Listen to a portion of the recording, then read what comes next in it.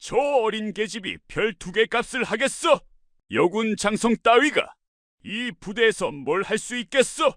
12년간 사단을 지배해온 대령은 새로 부임한 여성 소장을 비웃었습니다. 하지만 그는 몰랐습니다. 자신이 조롱하는 그 여자가 특전사 출신 침묵의 사냥꾼이라는 것을, 그리고 자신은 이미 그녀의 조준경 안에 들어와 있다는 것을. 과연 영전 축하 행사장에서 무슨 일이 벌어진 걸까요? 영상 보시기 전에 구독과 좋아요 한번 눌러주시면 세상 사연에 큰 힘이 됩니다. 무료로 할 수 있는 소중한 응원, 더 좋은 이야기로 보답하겠습니다. 이제 시작하겠습니다. 경기도 연천군 제5보병사단 본부. 2024년 1월의 연천은 한반도에서 가장 추운 지역 중 하나였다. 영하 20도를 가리키는 온도계 아래 사단 본부 정문 앞 연병장에는 얼어붙은 눈이 시멘트처럼 단단하게 굳어 있었다. 오전 9시 검은색 세단 한 대가 정문을 통과하여 본부 건물 앞에 멈춰 섰다. 차에서 내린 인물은 짙은 녹색 정복을 입은 여성 장교였다. 39의 나이, 그녀의 양쪽 어깨에는 별 2개가 선명하게 빛나고 있었다. 강서윤 소장. 대한민국 육군 역사상 최연소로 사단장 보직을 받은 전설적인 인물이었다. 그녀는 육군사관학교를 수석으로 졸업한 후 707 특수임무단에서 10년간 실전 경험을 쌓았고 국군정보사령부 작전처장을 거쳐 이번에 제5보병사단장으로 부임했다. 강 소장이 차에서 내리자 의장대가 경례를 올렸다. 그녀는 단호하면서도 차분한 표정으로 경례를 받았다. 그녀의 눈빛에는 예리함과 따뜻함이 동시에 담겨 있었다. 특전사 시절 그녀는 부하들 사이에서 얼음 같은 판단력과 불꽃 같은 책임감을 가진 지휘관으로 불렸다. 적을 대할 때는 냉철했지만 자신의 부하를 보호할 때는 누구보다 열정적이었다. 본청 2층 회의실 창가에서 이 장면을 지켜보는 인물이 있었다. 오동식 대령. 그는 제5사단 제15연대장으로 이 사단에서 12년째 근무하고 있는 실세 중의 실세였다.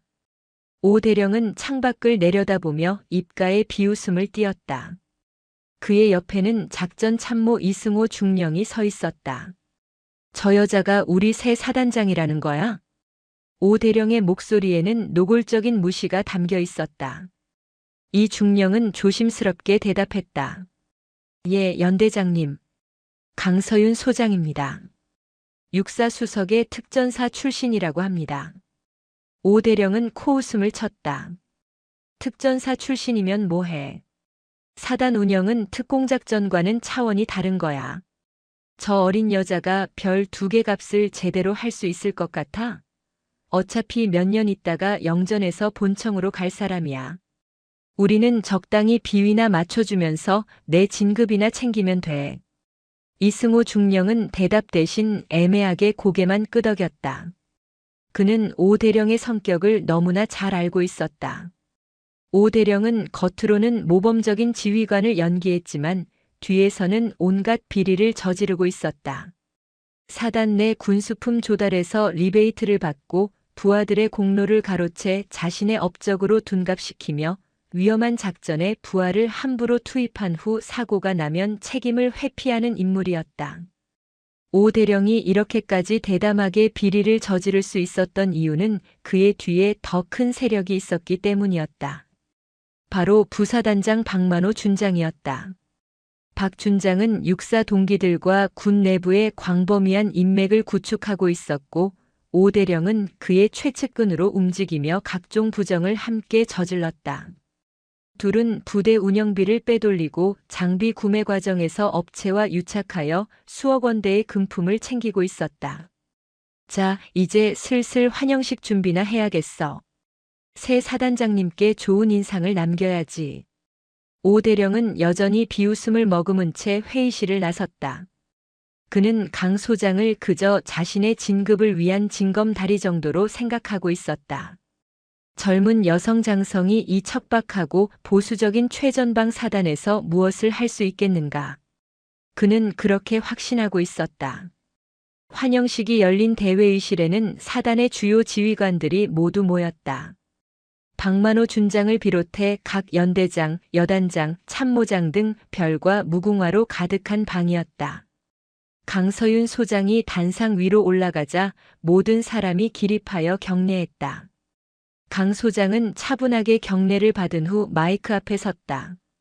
제5보병사단 장병 여러분, 그리고 참모 여러분. 오늘부터 여러분과 함께 이 부대를 이끌게 된 강서윤입니다.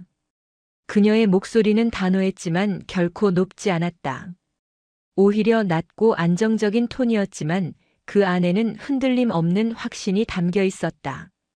저는 이 자리에 서기까지 많은 선배님들과 동료들, 그리고 부하들의 도움을 받았습니다. 그들이 없었다면 지금의 제가 없었을 것입니다. 저는 그 은혜를 잊지 않습니다.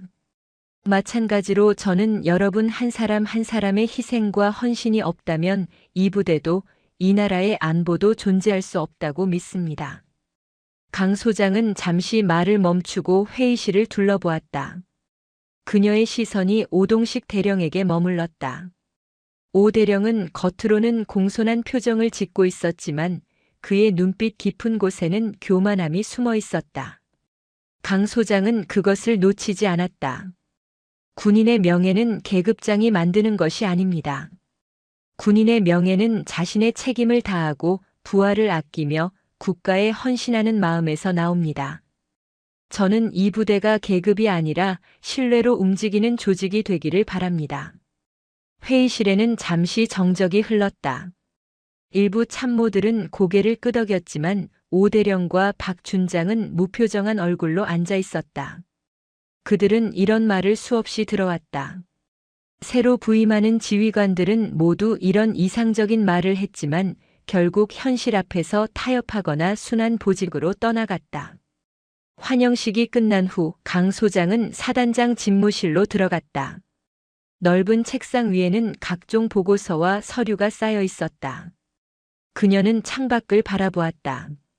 저 멀리 북쪽으로는 비무장지대가 보였다. 그 너머에는 적이 있었고 이쪽에는 그 적을 막아야 하는 장병들이 있었다. 강 소장은 특전사 시절부터 하나의 신념을 가지고 있었다. 진짜 적은 총을 든 적군만이 아니라는 것. 내부의 부패와 비리, 부하를 착취하고 조직을 좀먹는 자들도 적이라는 것. 그녀는 이 사단에 부임하기 전 이미 군 정보 라인을 통해 제5사단 내부에 문제가 있다는 것을 알고 있었다. 구체적인 증거는 없었지만 여러 정황들이 심상치 않았다. 그녀는 책상 서랍을 열고 작은 수첩을 꺼냈다. 거기에는 지난 3개월간 그녀가 수집한 정보들이 빼곡히 적혀 있었다. 군수품 조달 과정에서의 의문점들, 갑작스럽게 타 부대로 전출된 장교들의 명단, 그리고 익명으로 제보된 몇 건의 제보 내용. 그녀는 아직 누가 적인지, 어떤 구조로 비리가 이루어지는지 정확히 몰랐다. 하지만 그녀는 알아낼 것이었다. 반드시. 강서윤 소장은 수첩을 다시 서랍에 넣고 잠갔다. 그녀는 창밖의 연병장을 바라보며 조용히 다짐했다. 이 부대를 바로 잡겠다고. 부하들이 자랑스럽게 복무할 수 있는 부대로 만들겠다고. 설령 그 과정에서 별을 내려놓아야 한다 해도 그녀는 흔들리지 않을 것이었다.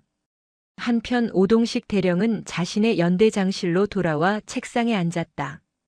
그는 서랍에서 개인 휴대전화를 꺼내 박만호 준장에게 전화를 걸었다. 박 준장은 몇 번의 신호음 후에 전화를 받았다. 준장님, 저 오동식입니다. 새 사단장 환영식 끝났습니다. 어때, 첫인상은? 박 준장의 목소리에는 여유가 담겨 있었다. 글쎄요. 전형적인 모범생 스타일입니다. 신뢰니 명예니 하는 말만 늘어놓더군요. 그래? 그럼 우리 일에는 별 지장 없겠네. 여자 장성들은 대부분 조용히 임기 채우고 가더라고. 파도 일으키지 않아. 오 대령은 웃음을 터뜨렸다. 그렇죠. 그냥 적당히 보고 올리고 서류 결제 받고 우리는 우리 할 일 하면 됩니다. 좋아. 다음 주에 예정된 그 건 계획대로 진행해. 알겠습니다. 전화를 끊은 오대령은 만족스러운 표정으로 의자에 기대앉았다. 그는 자신이 지금까지 쌓아온 시스템이 한낱 여자 소장 하나 때문에 흔들릴 거라고는 상상도 하지 못했다. 그는 이 사단에서 12년을 버텼고 앞으로도 계속 버틸 것이었다. 하지만 오동식 대령은 한 가지를 몰랐다. 강서윤 소장이 특전사에서 별명이 무엇이었는지. 그들은 그녀를 침묵의 사냥꾼이라고 불렀다. 적진 깊숙이 침투하여 표적을 제거하고 돌아올 때까지 단 한 번의 실수도 단 한 번의 망설임도 없는 완벽한 작전 수행 능력. 그것이 강서윤이 특전사에서 전설이 된 이유였다. 그리고 지금 그 사냥꾼이 새로운 사냥감을 발견했다. 사냥은 이미 시작되었다. 다만 사냥감이 아직 그 사실을 모를 뿐이었다. 오동식 대령의 비열함은 사단 내에서 공공연한 비밀이었다. 그의 권력 아래에서 하급 장병들은 숨을 죽이며 지냈다. 감히 그에게 맞서는 사람은 없었다. 그가 마음만 먹으면 누구든 먼 지역으로 전출시키거나 진급해서 누락시키거나 심지어 불명예 전역까지 만들 수 있었기 때문이었다. 그의 권력은 박만호 준장이라는 든든한 배경에서 나왔고 그 권력은 부대 곳곳에 공포를 심어놓았다. 사단 공병대 소속의 한 지역 상사는 올해로 군 복무 15년 차였다. 36살에 그는 전문하사로 입대하여 성실하게 복무해왔다. 그는 기술에 관심이 많았고 특히 전자공학과 드론 기술의 조예가 깊었다. 휴가 때마다 전자상가를 돌며 부품을 사모았고 주말이면 자신의 숙소에서 각종 장비를 연구하고 조립했다. 동료들은 그를 공돌이 상사라고 불렀지만 그것은 조롱이 아니라 존경의 표현이었다. 지난 1년간 한 상사는 하나의 프로젝트에 몰두하고 있었다. 비무장지대 작전의 효율을 높이기 위한 지뢰 탐지 드론 시스템이었다. 비무장지대에는 수십만 개의 지뢰가 묻혀 있었고 그것을 탐지하고 제거하는 작업은 늘 위험했다. 한 상사는 소형 드론에 금속 탐지 센서와 열화상 카메라를 장착하여 사람이 직접 들어가지 않고도 지뢰를 탐지할 수 있는 시스템을 개발했다. 그는 자비로 부품을 구입하고 밤늦게까지 연구하며 시스템을 완성했다. 지난 가을 한 상사는 이 시스템을 실제 비무장지대 인근에서 시험 운용했다. 결과는 놀라웠다. 드론은 정확하게 지뢰의 위치를 파악했고 기존 방식보다 훨씬 안전하고 빠르게 작업을 수행할 수 있었다. 한 상사는 이 결과를 보고서로 작성하여 상급 부대에 보고하고 싶었다. 만약 이 시스템이 정식으로 채택된다면 많은 장병들의 생명을 구할 수 있을 것이었다. 하지만 한 상사에게는 한 가지 큰 걱정이 있었다. 그의 장기 복무 심사가 다가오고 있었다. 한 상사는 두 아이의 아버지였고 부인은 건강이 좋지 않아 일을 할 수 없었다. 그에게 군은 유일한 생계 수단이었다. 만약 장기 복무에서 탈락한다면 그의 가족은 당장 생활고에 시달릴 것이었다. 그래서 그는 조심스러웠다. 누구의 심기를 건드리지 않기 위해 항상 조심했다. 어느 날 저녁 한 상사는 공병대 사무실에서 드론 시스템 보고서를 작성하고 있었다. 그때 문이 열리며 오동식 대령이 들어왔다. 한 상사는 깜짝 놀라 자리에서 벌떡 일어나 경례를 올렸다. 경례. 오 대령은 느릿하게 경례를 받으며 한 상사의 책상을 둘러보았다. 그의 시선이 드론 시스템 설계도와 보고서에 멈췄다.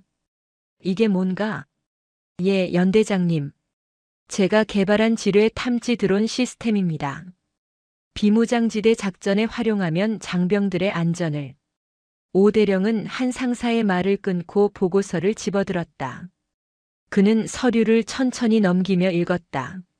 한 상사는 긴장한 표정으로 그를 바라보았다. 오 대령의 얼굴에 서서히 미소가 번졌다. 하지만 그것은 따뜻한 미소가 아니었다. 한 상사, 자네 장기 복무 심사가 다음 달이지? 예, 연대장님. 가족이 있나? 예, 아내와 두 아이가 있습니다. 오 대령은 고개를 끄덕이며 보고서를 책상 위에 내려놓았다. 이 시스템 참 잘 만들었어. 육군본부에 보고하면 큰 주목을 받을 것 같은데. 한 상사의 얼굴에 잠시 기쁨이 스쳤다. 하지만 그 기쁨은 오래가지 못했다. 이 시스템을 내가 육군본부에 보고하지. 자네 혼자 만든 것보다 연대 차원에서 개발한 것으로 하는 게 더 설득력이 있을 거야. 자네는 개발팀의 일원으로 이름을 올리고 대표는 내가 맡지. 한 상사는 믿을 수 없다는 표정으로 오 대령을 바라보았다. 연대장님, 하지만 이건 제가 1년 동안 개인적으로 연구한 결과입니다. 제 이름으로 보고하고 싶습니다. 오 대령의 표정이 차갑게 굳었다. 한 상사, 자네 지금 상관의 명령을 거부하는 건가? 군에서는 상급자의 지시를 따라야 하는 거야. 그게 군기 아닌가? 하지만 연대장님, 자네 장기 복무 심사, 내가 심사위원 중 한 명이야. 그거 알지? 심사위원의 평가가 얼마나 중요한지도 알고 있을 거야. 자네 가족 생각하면 현명한 선택을 해야 할 거야. 한 상사는 입술을 깨물었다. 그의 두 손은 주먹을 쥔 채 떨리고 있었다. 오 대령은 그 모습을 보며 만족스러운 미소를 지었다. 자네 아내가 아프다며? 병원비도 많이 들 텐데. 장기 복무 못하면 어떻게 감당할 건가? 자네 큰아이가 내년에 초등학교 입학이라고 들었어. 애들 학비도 만만치 않지. 그것은 명백한 협박이었다. 한 상사는 고개를 숙였다. 그의 눈에서 눈물이 떨어질 것 같았지만 그는 참았다. 오 대령 앞에서 눈물을 보일 수는 없었다. 알겠습니다, 연대장님. 한 상사의 목소리는 떨리고 있었다. 오 대령은 만족스럽게 보고서와 설계도를 챙겨들었다. 좋아. 현명한 선택이야. 걱정하지 마.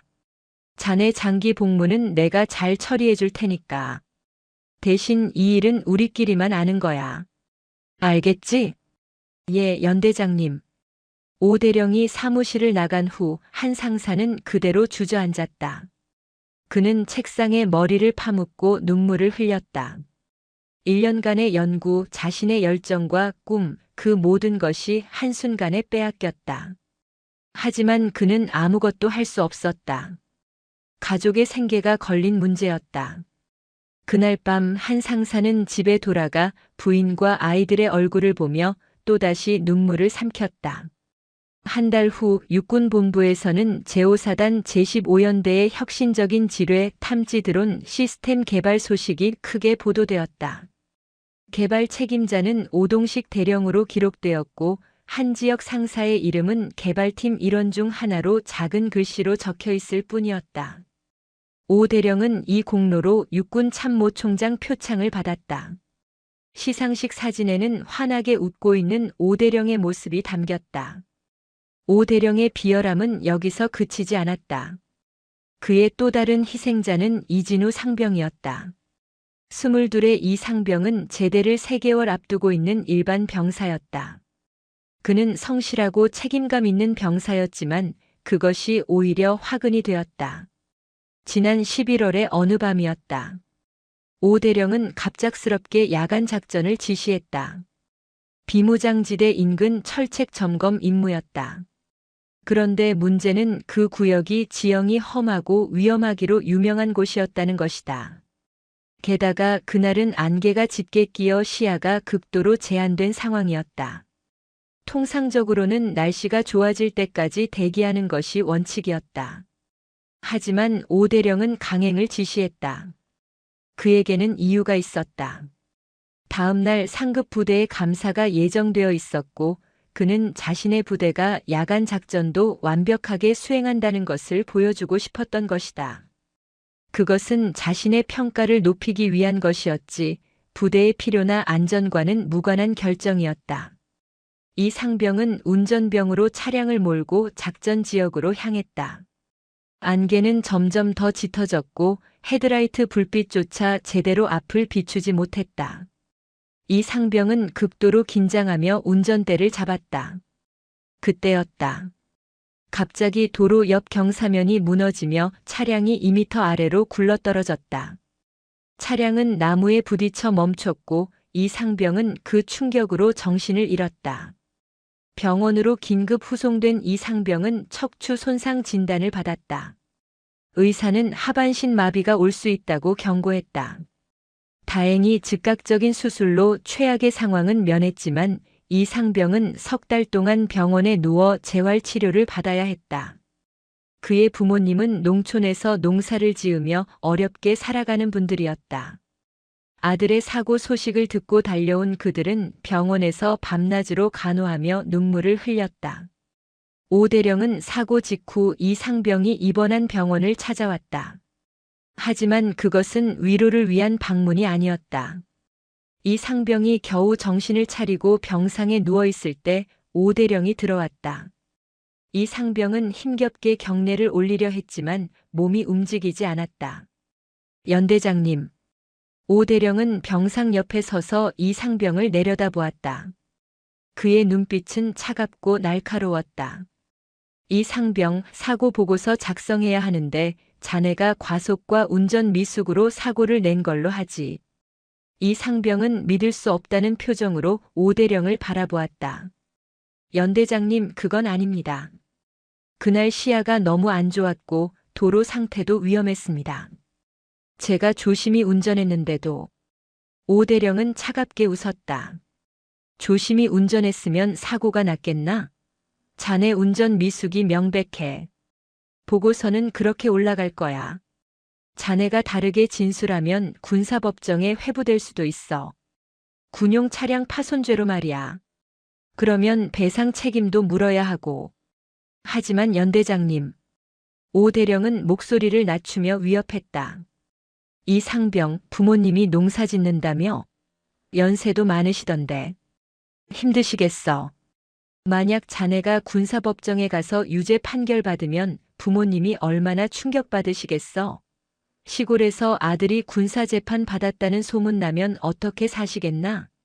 차라리 자네가 운전 미숙을 인정하고 조용히 넘어가는 게 모두를 위해 좋은 거야. 이 상병의 눈에서 눈물이 흘러내렸다. 그는 병상에 누워 움직일 수도 없는 상태에서 상관의 협박을 들어야 했다. 그의 부모님은 복도에서 기다리고 있었다. 늙고 가난한 부모님을 생각하니 이 상병은 아무 말도 할 수 없었다.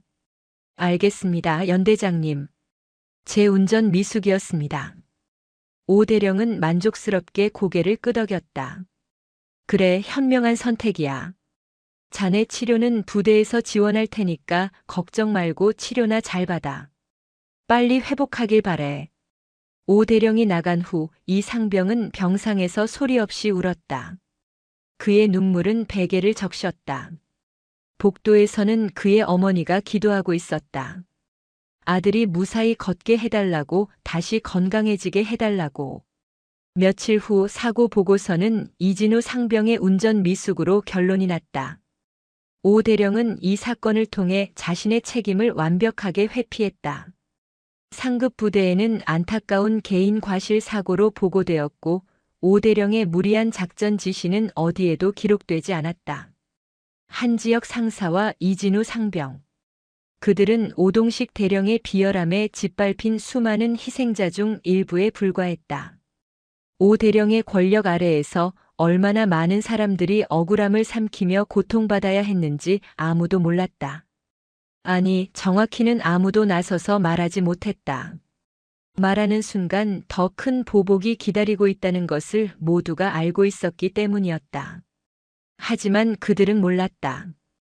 어둠 속에서 이 모든 것을 지켜보는 눈이 있다는 것을. 강서윤 소장은 이미 움직이고 있었다. 조용히 그러나 확실하게. 강서윤 소장은 제5보 병사단에 부임한 지 일주일이 지났지만 아직 본격적인 지휘관 활동을 시작하지 않았다. 그녀는 먼저 관찰했다. 사단장 집무실에서 각종 보고서를 검토하고 참모들의 브리핑을 듣고 부대 시설을 둘러보았다.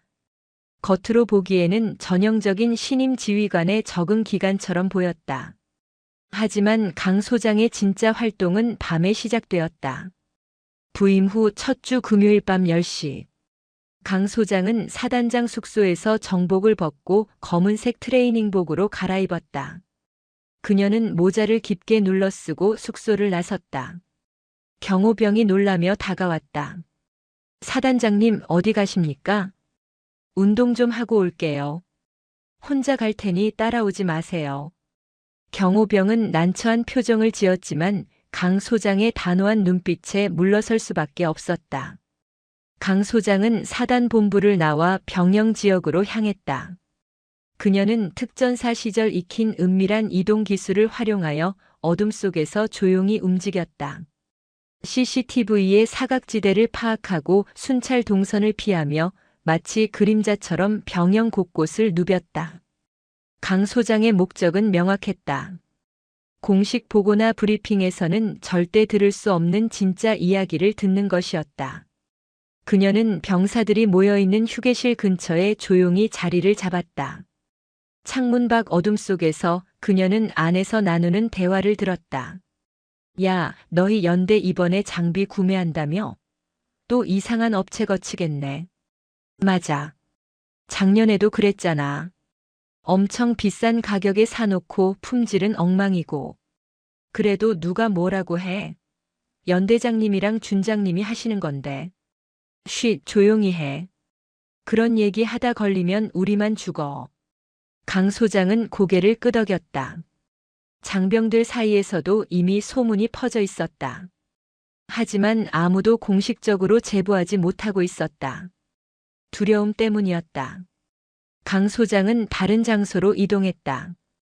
공병대 막사 근처 기술병들의 작업실 주변, 심지어 당직 사령실 뒤편까지. 그녀는 밤새도록 부대 곳곳을 돌아다니며 장병들의 이야기를 들었다. 어느 날 밤 강 소장은 공병대 작업장 근처에서 한 상사가 혼자 앉아 담배를 피우는 모습을 보았다. 한 지역 상사였다. 그는 담배 연기를 길게 내뿜으며 하늘을 올려다보고 있었다. 그의 표정에는 깊은 슬픔과 분노가 뒤섞여 있었다. 강 소장은 그를 지켜보다가 조용히 다가갔다. 담배 한 대 얻을 수 있을까요? 한 상사는 깜짝 놀라 돌아보았다. 어둠 속에서 모자를 쓴 여성이 서 있었다. 민간인 복장이었기에 한 상사는 군무원이나 외부인으로 생각했다.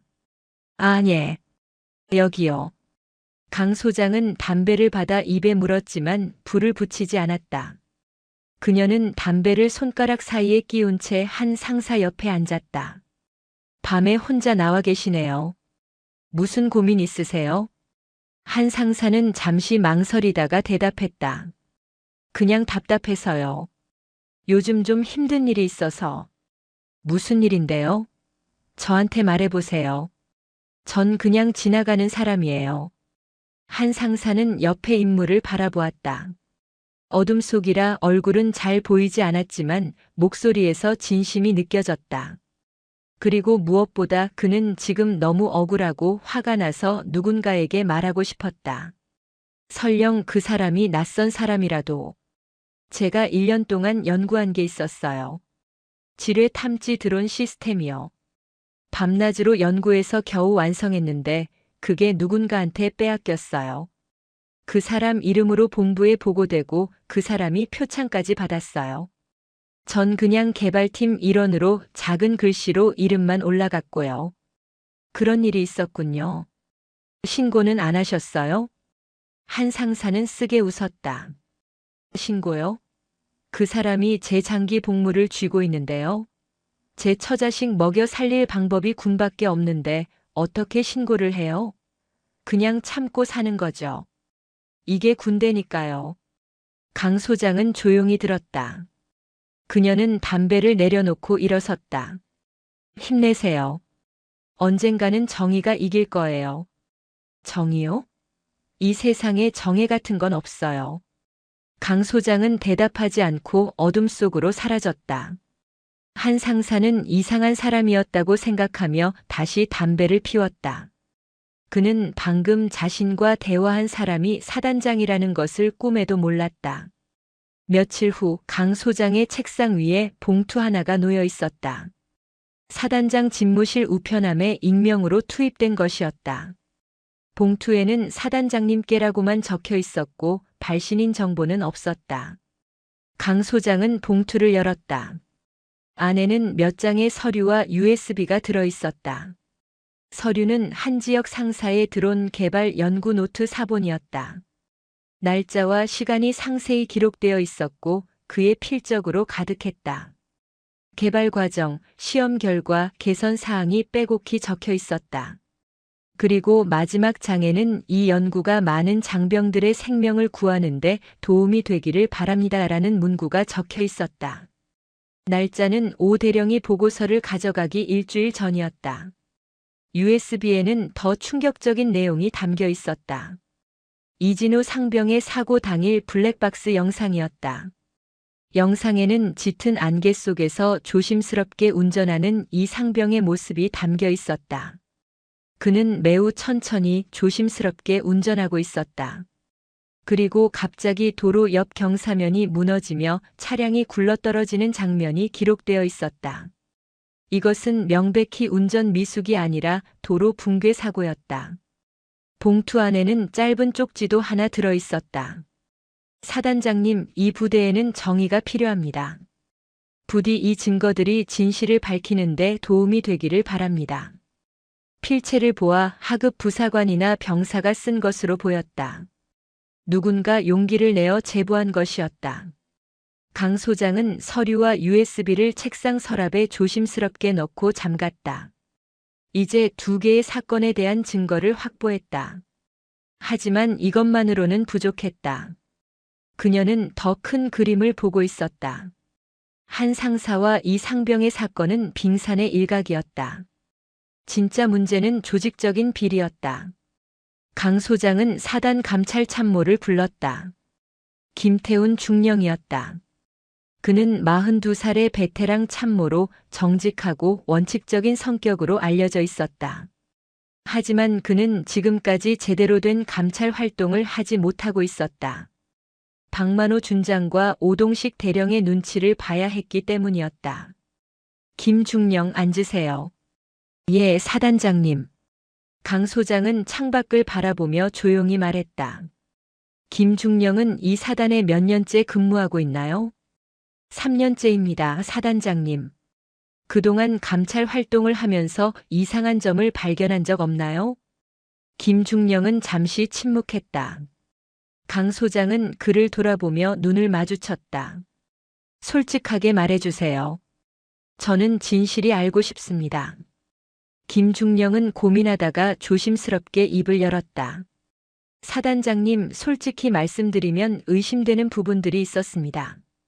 군수품 조달 과정에서 특정 업체만 계속 선정되는 점, 그 업체의 견적이 다른 곳보다 훨씬 높은데도 선정되는 점, 그리고 일부 지휘관들의 개인 계좌에 의문스러운 입금 내역이 있다는 제보들이 있었습니다. 그런데 왜 조사하지 않았나요? 감찰 활동을 하려면 지휘관의 승인이 필요합니다. 그런데 그 지휘관이 김중령은 말을 멈췄다. 강 소장은 고개를 끄덕였다. 그녀는 이미 구조를 파악하고 있었다. 박 준장이 감찰 활동을 맡고 있었던 것이다. 알겠습니다. 이제부터는 제가 직접 승인하겠습니다. 김중령, 지금부터 극비 조사를 시작하세요. 첫 번째, 제15연대 오동식 대령의 최근 3년간 군수품 조달 내역을 전수 조사하세요. 특히 특정 업체와의 거래 내역을 중점적으로 보세요. 두 번째, 오 대령과 박만호 준장의 개인 계좌 입출금 내역을 금융감독원을 통해 확보하세요. 세 번째, 최근 5년간 이 사단에서 타 부대로 전출간 장교와 부사관 중 이상 징후가 있는 케이스를 조사하세요. 김중령은 놀란 표정으로 강 소장을 바라보았다. 사단장님, 이것은 매우 민감한 조사입니다. 만약 조사 대상이 눈치채면 비밀을 유지하세요. 김중령과 저 단둘이만 아는 일입니다. 보고는 구두로만 하고 문서는 제 집무실 금고에만 보관하세요. 그리고 이 조사는 제가 직접 국군정보사령부와 협조하여 진행할 것입니다. 김중령은 군정보사 출신이죠? 예, 사단장님. 정보사에서 5년 근무했습니다. 좋습니다. 그럼 이 일을 제대로 할 수 있을 겁니다. 시작하세요. 알겠습니다, 사단장님. 김중령이 나간 후 강 소장은 다시 창밖을 바라보았다. 그녀는 이미 국군정보사령부 시절의 인맥을 동원하여 비공식 조사를 진행하고 있었다. 그리고 그 결과는 충격적이었다. 오동식 대령은 지난 3년간 15개 업체로부터 약 3억 원의 리베이트를 받았다. 그의 개인 계좌가 아니라 처가의 페이퍼 컴퍼니를 통해 우회적으로 받았지만 자금 추적을 통해 모두 밝혀졌다. 더 심각한 것은 박만호 준장이었다. 그는 오 대령보다 더 많은 돈을 챙기고 있었다. 부대 운영비 중 약 5억 원이 그의 손을 거쳐 사라졌다. 명목은 부대 시설 개선이었지만 실제로는 공사가 제대로 이루어지지 않았거나 허위 공사였다. 그 돈은 박 준장의 친인척 명의 계좌로 흘러들어갔다. 강 소장은 모든 증거를 수집했다. 금융거래 내역, 업체 계약서, 허위 공사 사진, 내부 제보자들의 진술서, 그리고 한 지역 상사의 연구 노트와 이진우 상병의 블랙박스 영상까지. 이제 모든 준비가 끝났다. 하지만 강 소장은 서두르지 않았다. 그녀는 완벽한 타이밍을 기다렸다. 적을 잡을 때는 가장 방심하는 순간을 노려야 한다. 그것이 특전사에서 배운 교훈이었다. 그녀는 달력을 보았다. 한 달 후면 사단 창설 기념일이었다. 그날 대규모 행사가 예정되어 있었고 오대령은 여단장으로 영전하여 전출할 예정이었다. 그의 영광의 순간, 바로 그때가 그를 무너뜨릴 최고의 타이밍이었다. 강서윤 소장은 미소를 지었다. 그것은 차갑지만 정의로운 미소였다. 사냥감은 아직 몰랐다. 자신이 이미 사냥꾼의 조준경 안에 들어와 있다는 것을. 방아쇠를 당길 순간이 다가오고 있었다. 2024년 2월 15일 제5보병사단 창설 67주년 기념일이었다.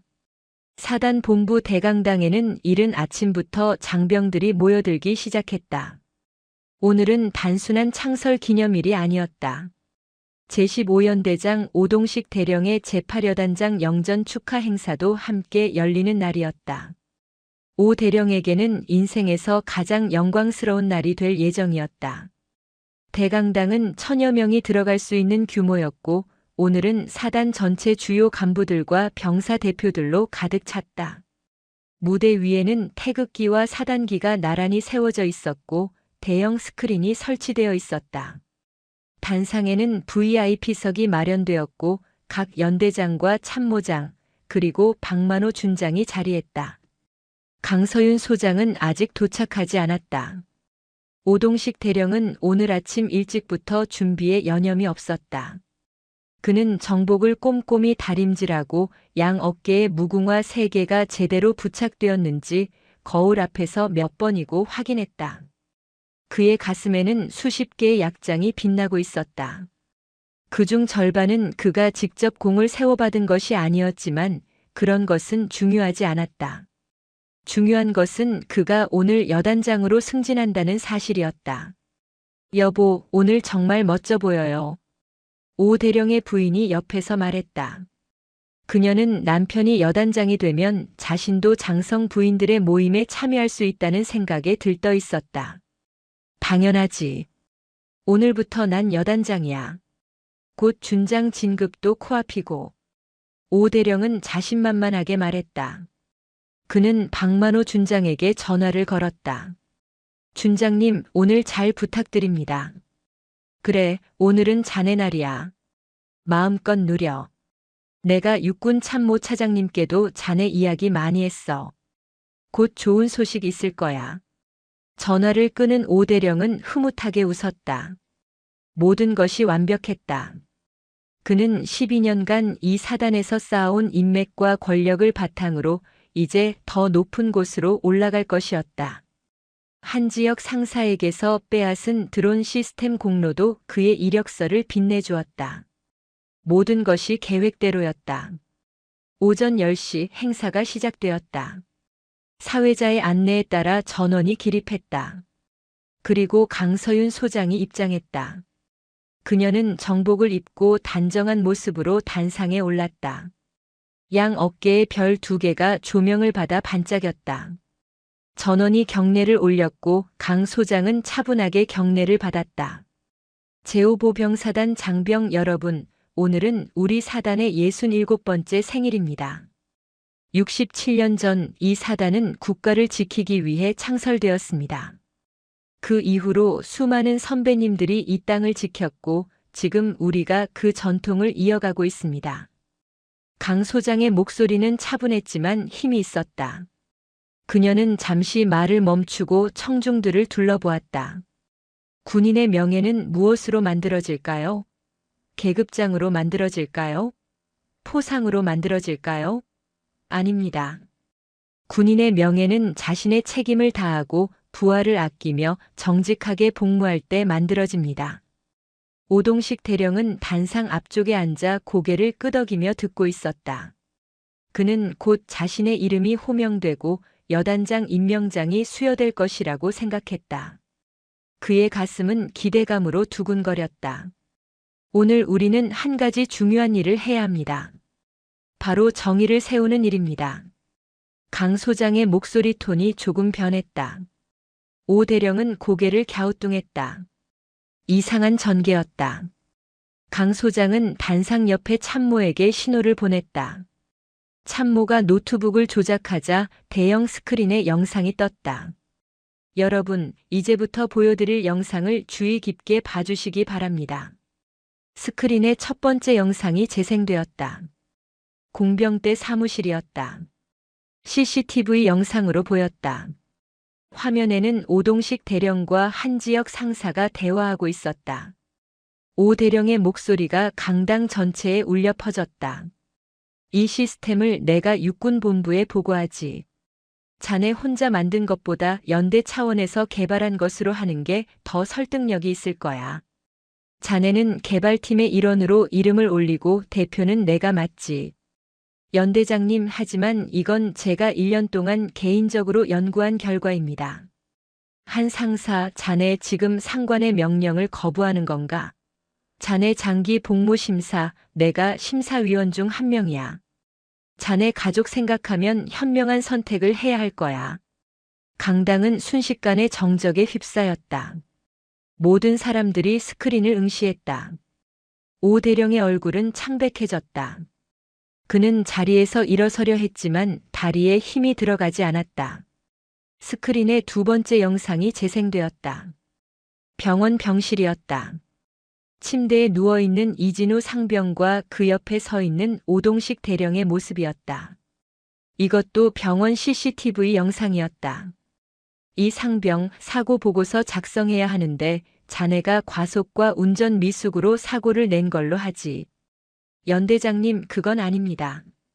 그날 시야가 너무 안 좋았고 조심히 운전했으면 사고가 났겠나? 자네 부모님이 농사 짓는다며?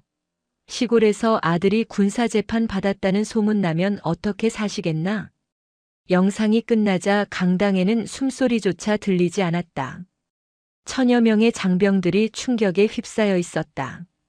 누군가는 고개를 저었고 누군가는 분노의 표정을 지었다. 오동식 대령은 자리에서 벌떡 일어났다. 그의 얼굴은 붉게 달아올라 있었다. 이건 조작입니다. 사단장님, 이것은 명백한 조작입니다. 강서윤 소장은 차갑게 그를 바라보았다. 조작이라고요? 이 영상들은 모두 공식적으로 확보된 CCTV 영상입니다. 국군정보사령부와 군검찰에 이미 제출되었습니다. 그리고 이것이 전부가 아닙니다. 스크린에 다시 자료가 나타났다. 이번에는 금융거래 내역이었다. 오 대령의 처가 명의로 된 회사 계좌와 15개 군수업체로부터의 입금 내역이 상세히 표시되어 있었다. 3년간 총 3억 2천만 원. 날짜와 금액, 업체명이 모두 기록되어 있었다.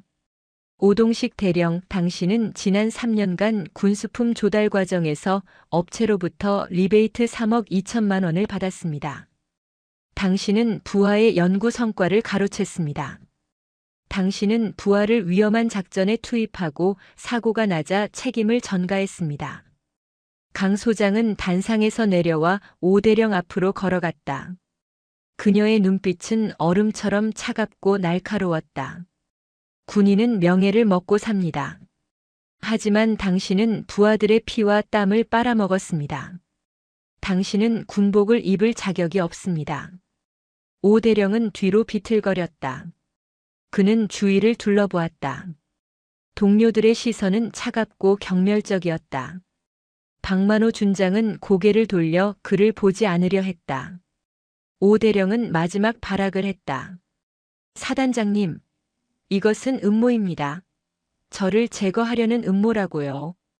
강 소장은 대답 대신 다시 참모에게 신호를 보냈다. 스크린에 또 다른 영상이 나타났다. 이번에는 이진우 상병의 차량 블랙박스 영상이었다.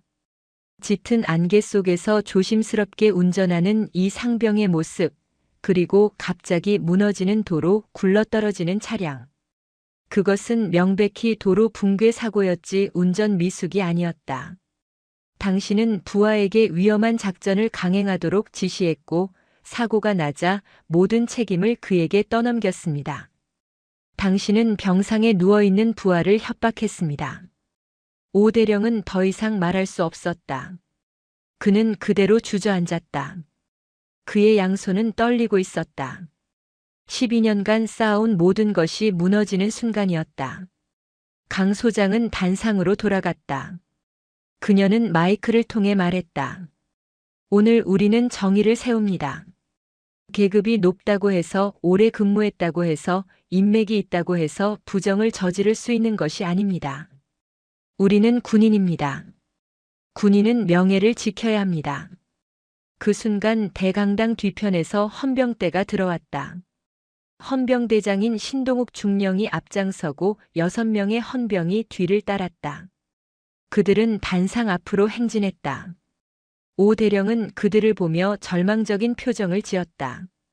오동식 대령, 군형법 제58조 수뢰 및 사전수뢰, 제62조 직권남용, 제74조 허위공문서 작성, 그리고 군인복무기본법 위반 혐의로 체포합니다. 신중령이 영장을 내보이며 말했다.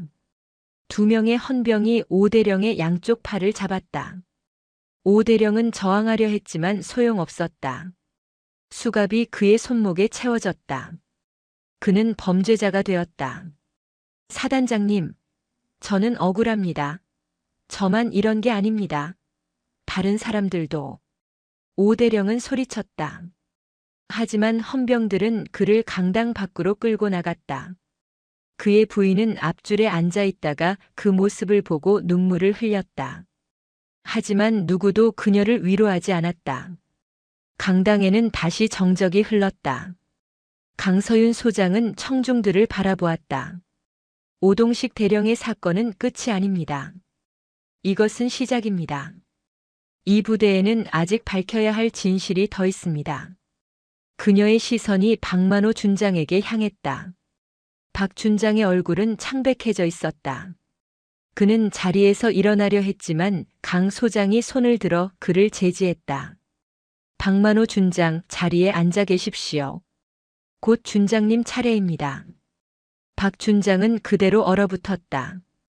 강 소장은 다시 참모에게 신호를 보냈다. 스크린에는 이번에 박 준장의 금융거래 내역이 나타났다. 부대 운영비 횡령 5억 3천만 원, 허위 공사 대금 2억 원, 그리고 오 대령과의 공모 관계를 증명하는 통화 녹음까지. 박만호 준장, 당신도 오 대령과 함께 3년간 조직적으로 비리를 저질렀습니다. 당신은 부사단장으로서 사단을 지켜야 할 의무가 있었지만 오히려 사단을 좀먹었습니다. 헌병대가 다시 움직였다. 이번에는 박 준장을 향해. 박 준장은 자리에서 벌떡 일어나 도망치려 했지만 헌병들이 재빠르게 그를 제압했다. 그의 어깨에서 별 하나가 떨어져 바닥에 굴렀다. 아무도 그것을 줍지 않았다. 2명의 고위 지휘관이 체포되는 모습을 본 장병들은 충격에 휩싸였다. 하지만 그것은 단순한 충격이 아니었다. 그 안에는 카타르시스가 있었다. 그동안 억눌려 있던 분노와 억울함이 해소되는 순간이었다. 강서윤 소장은 다시 마이크 앞에 섰다.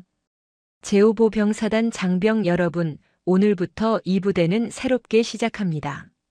정의가 살아있는 부대, 부하를 아끼는 부대, 신뢰로 움직이는 부대로 만들어갈 것입니다. 저는 여러분과 함께 그 길을 걷겠습니다. 강당 안에서 박수 소리가 터져 나왔다. 처음에는 몇 명이었지만 곧 전체로 퍼져나갔다. 박수는 점점 커졌고 결국 기립박수로 이어졌다. 1000여 명의 장병들이 일어나 박수를 쳤다. 그것은 새로운 사단장에 대한 존경이자 정의가 승리한 것에 대한 환호였다. 강서윤 소장은 그들을 바라보며 고개를 숙여 답례했다. 그녀의 어깨 위 별 2개는 오늘따라 더욱 밝게 빛나고 있었다. 정의의 빛으로. 오동식 대령과 박만호 준장의 체포는 제5보 병사단에 엄청난 파장을 일으켰다. 그날 저녁 모든 언론이 이 사건을 보도했다.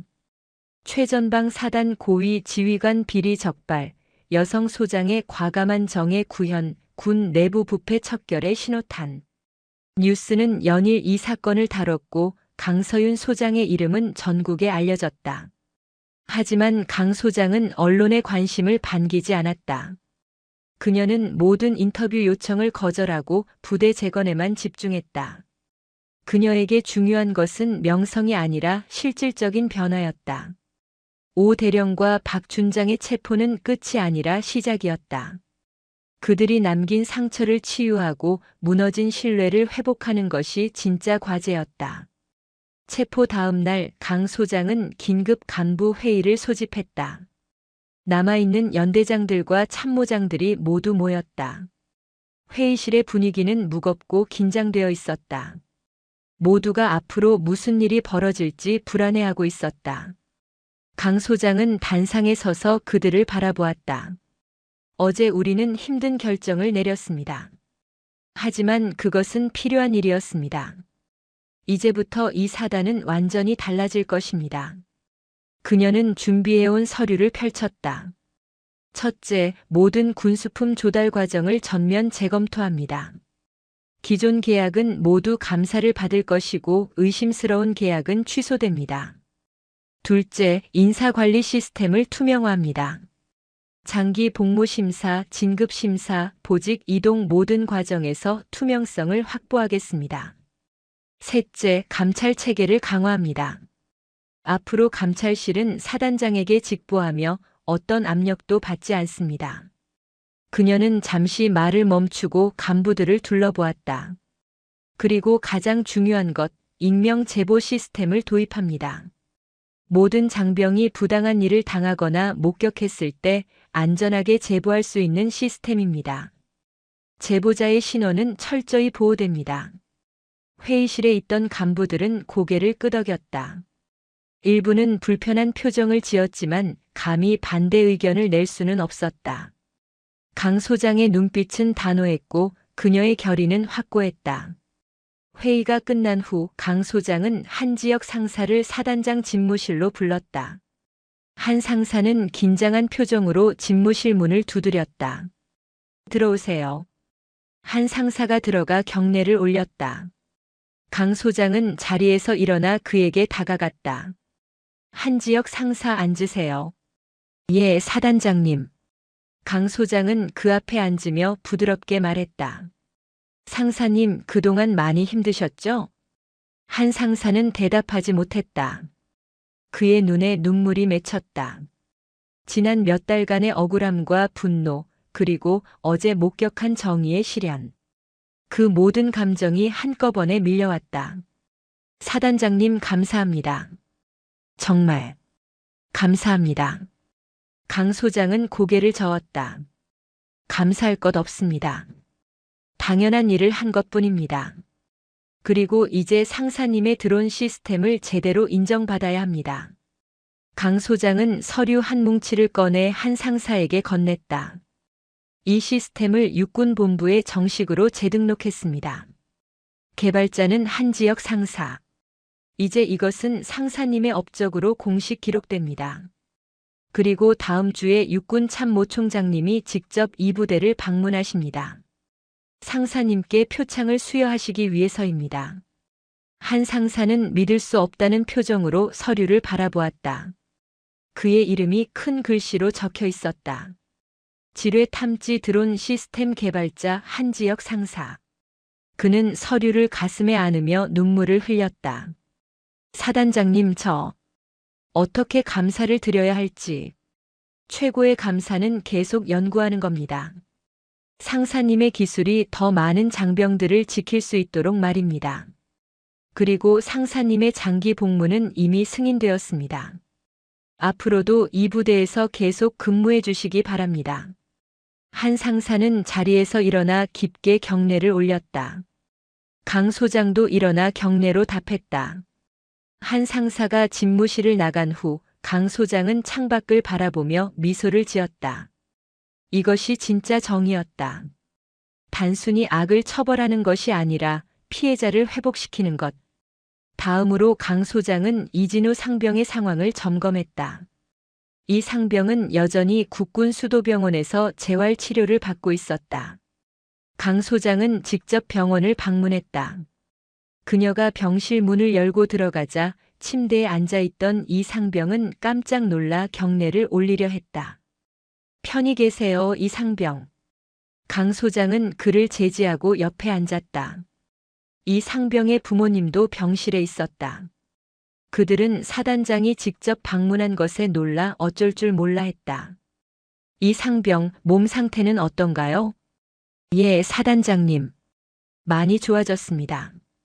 의사 선생님이 곧 걸을 수 있을 거라고 하셨습니다. 다행입니다. 치료비는 부대에서 전액 지원하고 있습니다. 걱정하지 마세요. 이 상병의 어머니가 앞으로 나와 강 소장의 손을 잡았다. 사단장님, 정말 감사합니다. 저희 아들이 억울하게 당할 뻔했는데 사단장님이 아니었으면. 어머니는 말을 잇지 못하고 눈물을 흘렸다. 강 소장은 그녀의 손을 다시 잡아주며 말했다. 어머님, 이 상병은 잘못이 없습니다. 그리고 이 상병은 명예롭게 전역할 것입니다. 상병님이 복무한 기간은 모두 정당하게 인정받을 것이고 전역 후에도 우리 부대에서 지원할 수 있는 것은 최대한 지원하겠습니다. 이 상병은 고개를 숙였다. 그의 어깨가 떨리고 있었다. 그는 한동안 참았던 감정을 터뜨리며 울었다. 그의 아버지도 어머니도 함께 울었다. 강 소장은 그들이 울음을 그칠 때까지 조용히 함께 있어 주었다. 병원을 나서는 길에 강 소장은 차 안에서 잠시 눈을 감았다. 가슴이 무거웠다. 이 상병 하나 한 상사 하나를 구했지만 얼마나 많은 장병들이 아직도 어딘가에서 억울함을 참고 있을까? 그녀는 다짐했다. 자신이 있는 동안만이라도 이 부대만큼은 정의가 살아있는 곳으로 만들겠다고. 일주일 후 육군 참모총장이 제5보 병사단을 방문했다. 대장 계급장인 별 4개가 빛나는 참모총장은 강 소장과 악수를 나누며 말했다. 강 소장, 잘 해주고 있다고 들었네. 쉽지 않은 결정이었을 텐데. 맡은 바 책임을 다한 것뿐입니다, 총장님. 참모총장은 고개를 끄덕이며 미소를 지었다. 그는 사단 연병장으로 나갔고 그곳에는 전 장병이 집합해 있었다. 참모총장은 단상에 올라 한지역 상사를 호명했다. 한지역 상사 앞으로. 한 상사는 정복을 입고 앞으로 나갔다. 그의 걸음은 떨렸지만 당당했다. 참모총장은 직접 표창장과 메달을 수여했다. 한 상사의 지뢰 탐지 드론 시스템은 우리 군의 작전 능력을 크게 향상시켰습니다. 이 시스템은 앞으로 전군에 확대 적용될 것이며 많은 장병들의 생명을 지킬 것입니다. 한 상사의 헌신과 노력에 깊은 감사를 표합니다. 연병장의 우레와 같은 박수가 터져 나왔다. 한 상사는 표창장을 가슴에 안으며 눈물을 흘렸다. 그것은 슬픔의 눈물이 아니라 기쁨의 눈물이었다. 그의 동료들이 환호했고 후배들이 축하해 주었다. 그는 더 이상 억울함을 삼키며 사는 상사가 아니었다. 그는 인정받은 기술자였다. 시간이 흘렀다. 2월의 혹독한 추위가 지나고 3월이 왔다. 그리고 4월이 되자 연천의 산자락에 진달래가 피기 시작했다. 분홍빛 꽃들이 산을 덮으며 봄이 왔음을 알렸다. 겨울 내내 얼어붙었던 연천에 마침내 따뜻한 봄이 찾아온 것이었다. 강서윤 소장은 이른 아침 연병장에 나왔다. 장병들이 체력 단련을 하고 있었다. 그들의 얼굴에는 활기가 넘쳤다. 더 이상 눈치를 보지 않아도 되었고 더 이상 부당한 명령에 떨지 않아도 되었다. 그들은 자신들의 지휘관을 믿었고 그 신뢰는 훈련에도 그대로 나타났다. 강 소장은 훈련하는 장병들을 보며 흐뭇하게 웃었다. 그녀가 꿈꾸던 부대의 모습이었다. 공포가 아니라 신뢰로 움직이는 부대. 계급장이 아니라 인격으로 존중받는 조직. 이것이 진짜 군대였다. 옆에 서 있던 새로운 부사단장 최인호 준장이 말했다. 사단장님, 요즘 장병들 사기가 정말 좋습니다. 훈련 성적도 눈에 띄게 향상되었고요. 최 준장, 사람은 신뢰받을 때 최고의 능력을 발휘합니다. 우리가 장병들을 믿으면 그들도 우리를 믿습니다. 최 준장은 고개를 끄덕였다. 그는 강 소장의 지휘 철학에 깊이 감명받고 있었다. 강 소장은 다시 연병장을 바라보았다. 한 지역 상사가 젊은 병사들에게 드론 조작법을 가르치고 있었다. 그의 얼굴에는 자부심이 가득했다. 저 멀리 재활을 마치고 복귀한 이진우 상병도 보였다. 그는 다리를 약간 절었지만 동료들과 함께 달리고 있었다. 그는 결국 하반신 마비를 면했고 완전히 회복되었다. 강 소장은 자신의 양 어깨를 보았다. 별 2개가 햇빛을 받아 반짝이고 있었다. 이 별들이 의미하는 것은 권력이 아니었다. 책임이었다. 부하들을 지킬 책임, 정의를 세울 책임, 신뢰를 만들 책임. 그녀는 지난 몇 달을 돌아보았다. 쉽지 않은 시간이었다. 고위 지휘관들을 체포하는 것은 큰 용기가 필요한 일이었다. 군 내부에서도 반발이 있었고 일부에서는 그녀가 너무 과격하다고 비판했다. 하지만 그녀는 흔들리지 않았다. 옳은 일은 옳은 것이었다. 이제 제5보병 사단은 다른 부대의 모범이 되고 있었다. 다른 사단장들이 이곳을 방문하여 개혁 사례를 배워갔다. 국방부는 강 소장의 임명 제보 시스템을 전군에 확대하기로 결정했다. 변화는 이미 시작되었고 그 변화는 계속 퍼져나갈 것이었다. 강서윤 소장은 깊게 숨을 들이마셨다. 연천의 봄 공기는 상쾌했다. 진달래 향기가 바람에 실려왔다. 그녀는 미소를 지으며 생각했다. 진짜 봄은 꽃이 피는 봄이 아니라 정의가 피어나는 봄이라고. 그리고 이제 이 부대에는 그런 봄이 왔다고. 그녀의 어깨 위 별 2개는 오늘따라 더욱 밝게 빛나고 있었다. 그것은 권력의 상징이 아니었다. 정의의 불꽃이었다. 그리고 그 불꽃은 앞으로도 계속 타오를 것이었다. 이 땅을 지키는 모든 군인들의 가슴 속에서. 오늘 이야기 어떠셨나요? 강서윤 소장은 우리에게 중요한 진실을 일깨워 줍니다.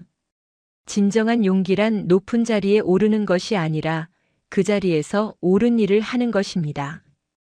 때로는 한 사람의 정의로운 결단이 수백 명의 억울함을 풀어주고 무너진 신뢰를 다시 세울 수 있습니다. 여러분이 서 있는 그곳에서 여러분이 할 수 있는 옳은 일을 두려워하지 마세요. 작은 용기가 모여 세상을 바꿉니다. 오늘도 들어주셔서 감사합니다. 영상이 재미있으셨다면 구독과 좋아요, 댓글까지 부탁드리고 오늘도 건강하고 행복한 하루 되시길 바랍니다.